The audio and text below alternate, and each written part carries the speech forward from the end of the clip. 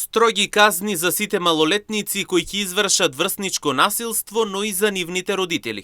Најави денеска министерот за внатрешни работи Панче Тошковски, кој присуствуваше на отворањето на новите простории за разговор со деца во секторот за внатрешни работи Струмица.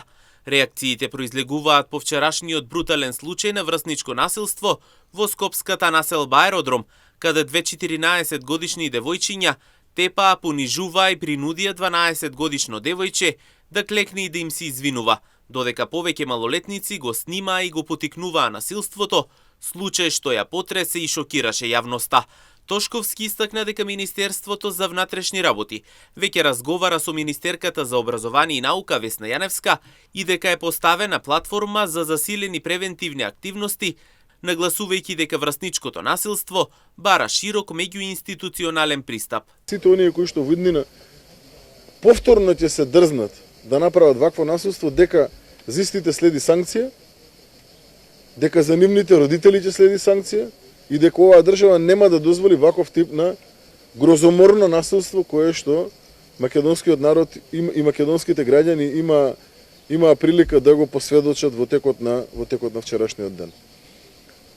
Во разговори и во континуирани чекори во насока на превенирање, на повеќе наврати имаме разговарано со Министерката за образование, со Министерката Јаневска и имаме поставено платформа да виднина и како се фокусираме на овој тип на насилство. Врсничкото насилство бара еден широк меѓуинституционален одговор, но нема да дозволиме како држава ваков тип на насилство да ни се случува секојдневно во рамки на парковите, училниците, дворовите и така натаму.